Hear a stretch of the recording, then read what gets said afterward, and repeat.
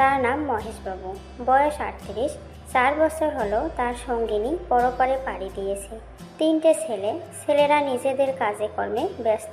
বড় ছেলে ছাড়া কেউ বিয়ে করেনি। কাজের লোকজন বাড়ির কাজ করে। মহেশবাবুর কামশক্তি থাকলেও তার কোনো উপায় নেই। চায়ের আড্ডায় আর মদের দোকানে তার দিন কাটে। মহেশবাবুর বাড়িটা রাস্তার ধারে। রাস্তার আশেপাশে বলতে একটু দূরে দূরে অন্য সব বাড়ি। সব মিলিয়ে বলা যায় যে তিনি নিরিবিলি জায়গাতে থাকেন। একদিন সকালের দিকে এক যুবতী মেয়েকে দেখে মহেশবাবুর কামদেবতা যেন হাতছানি দিয়ে ডাক দিল। মেয়েটি তার চোখের সামনে দিয়ে হেঁটে হেঁটে যাচ্ছে। মেয়েটির পরনে শার্ট স্কার্ট উড়ু। এত চকচক করছে যে পাগল করে দেওয়ার মতো। হাঁসের ডিমের মতো মুখটা, বুকে যেন ডাসা আপেল বসানো আছে। পাছাটা বেশ সুন্দর, আহ্বান করতেছে। মেয়েটি তার নিজের গন্তব্যে চলে গেল। এদিকে মহেশবাবু মনে মনে ভাবল, ছি, এই মেয়েকে নিয়ে আমি কি ভাবলাম। সেদিন রাতে মহেশবাবু ঠিকমতো ঘুমাতে পারল না। তার স্ত্রী গত হয়ে যাওয়ার পর আজ তার প্রথমবারের মতো মনে হলো যে একটা সঙ্গী দরকার। পরদিন সকালে এই অজানা আকর্ষণ তাকে রাস্তার দিকে টানছে। মহেশবাবু বাড়িতে থাকতে না পেরে রাস্তায় অনেকক্ষণ ধরে দাঁড়িয়ে রইল।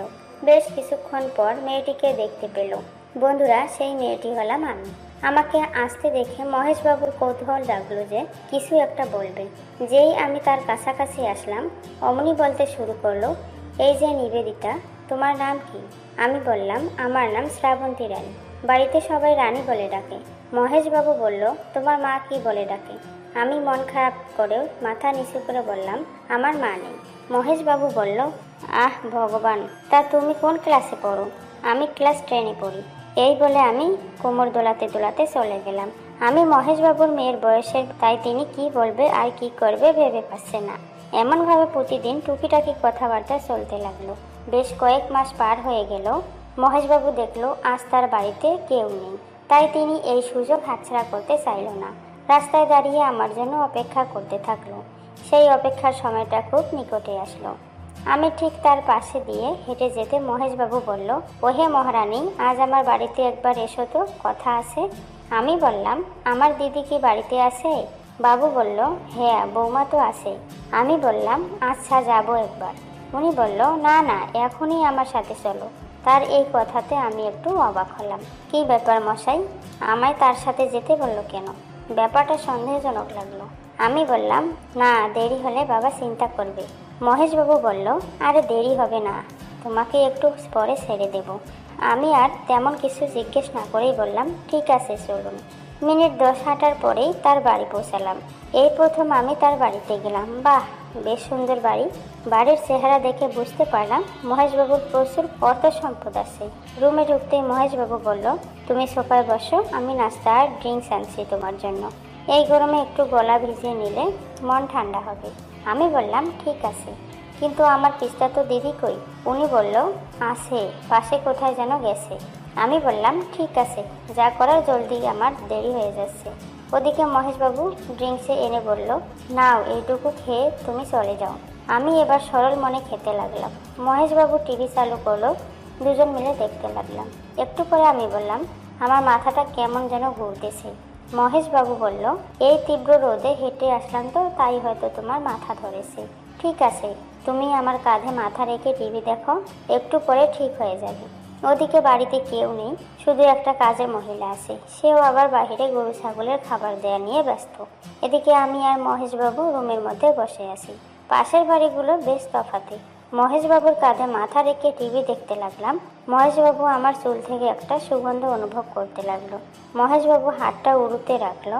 আমার কোনো বাধা পেল না। এমন সময় টিভিতে রোমান্টিক সিন শুরু হলো। নায়ক নায়িকাকে জড়িয়ে গভীরভাবে কিস করেছে। আমি ভাঙ্গা গলায় বললাম, ওরা কি করতেছে? মহেশবাবু ভাবলেন, যাক, ওষুধ এবার কাজ করে দিয়েছে। উনি বলল, ওরা একে অপরকে ভালোবাসা দিচ্ছে। আমি অর্ধমাতাল অবস্থায় বললাম, আমাকে একটু ভালোবাসা দেন না, আমার খুব ইচ্ছে করছে। এবার মহেশবাবু আর দেরি না করে বুকের সাথে চেপে ধরে ঠোঁটে কিস দিতে লাগলো। চুল মুষ্টিবদ্ধ করলো। কিছুক্ষণ পর আমি বললাম, আমার কেমন যেন হচ্ছে, একটু ভালো করে করো না।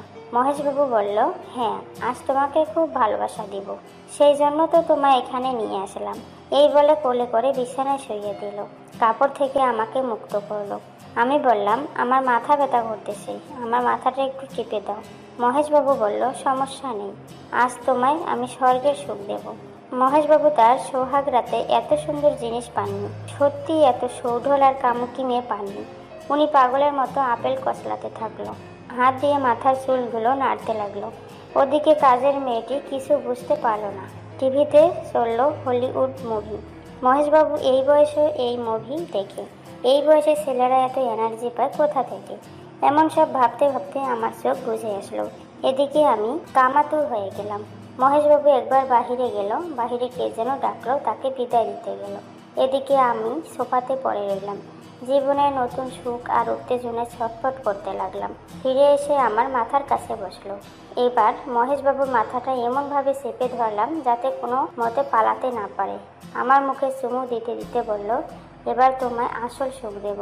আমি মুচকি হাসি দিয়ে বললাম, এমন সব কল্পনা কবে থেকে করে রেখেছেন? উনি কিছু না বললে শুধু ঠোঁট নাড়িয়ে বলল, বেশ কয়েকদিন থেকে। আমি বললাম, আমায় এত ভালো লাগার কারণ কি? মহেশবাবু বলল, তোমাকে দেখে আমার খুব ভালো লাগে, তাই তোমাকেই বেছে নিলাম। আমি তোমায় অনেক টাকা পয়সা দেব, তোমার লেখাপড়ার সমস্ত খরচ আমি চালাবো। এমন সব বলতে বলতে মহারাজাকে ধাক্কা দিয়ে চালান করে দিল। জিভ কামড়ে ধরে থাকার জন্যে আমি আওয়াজ করতে পারলাম না, কিন্তু আমার চোখের কোণে জল এসে গেল। মহেশবাবু মিনিটখানেক আমার গাল আর মাথা চেপে ধরে রইলেন, গাল আর ঘাড়ে চুমা দিতে লাগলেন, আর মিষ্টি মিষ্টি কথা বলতে থাকলেন। তার দুই ছেলে থাকে দেশের বাহিরে, তার বড় ছেলে আর বউকে নিয়ে এখানে থাকেন। পাশে কেউ না থাকায় তিনি একাকিত্ব অনুভব করেন। আমি বললাম, বাবু আপনি তো বিয়ে করে এই একাকিত্ব দূর করতে পারেন।